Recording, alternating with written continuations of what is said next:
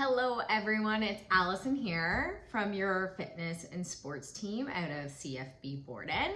I'm here to take you through a workshop on fascial tissue and focusing on our shoulders.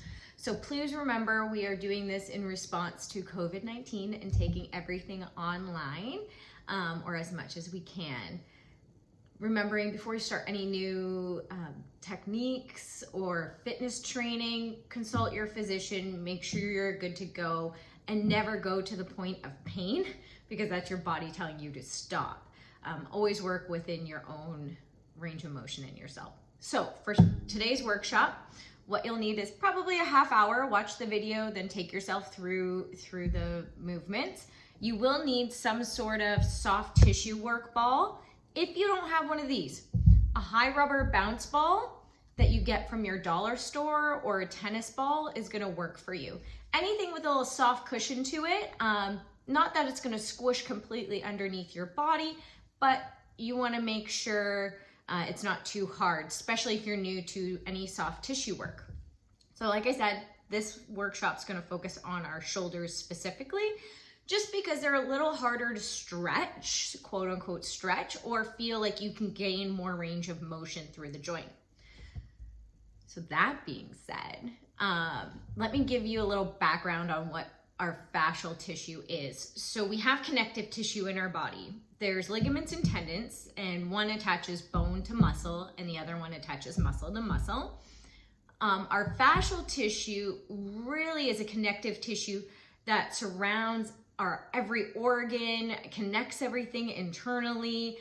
It attaches to our blood vessels, our nerve fibers. It encases our muscles and the little individual muscle fibers, and it holds everything in place. And then there's superficial fascial lines that are really cool.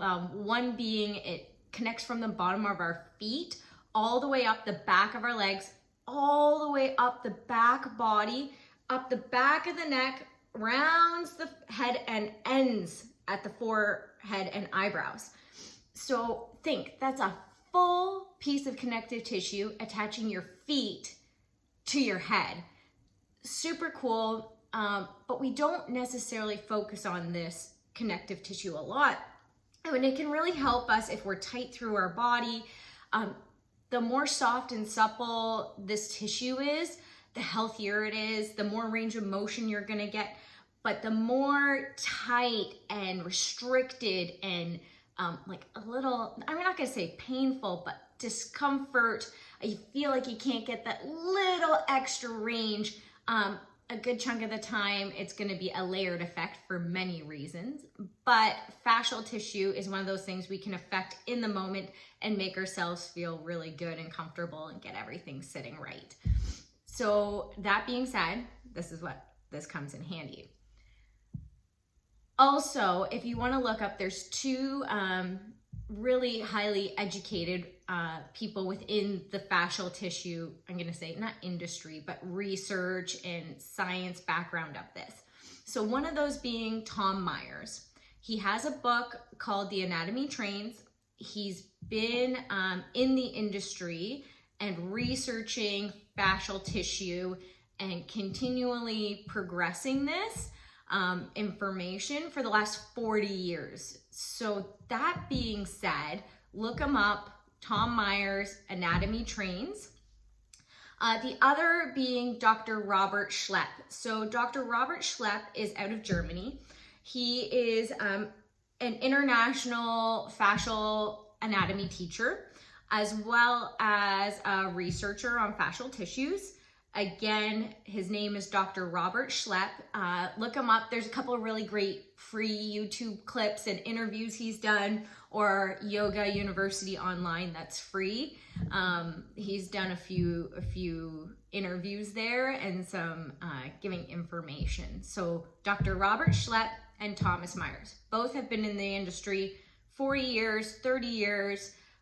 They really see a connection between yoga, Pilates, and these fascial tissues we have, and how it really does all work together. And it's such an interconnective system that we really should focus on it just a little more, add it into our daily routines. So the next few video clips that are gonna progress next, we got 3. We're gonna work on the rear delt, the outer, and the frontal delt.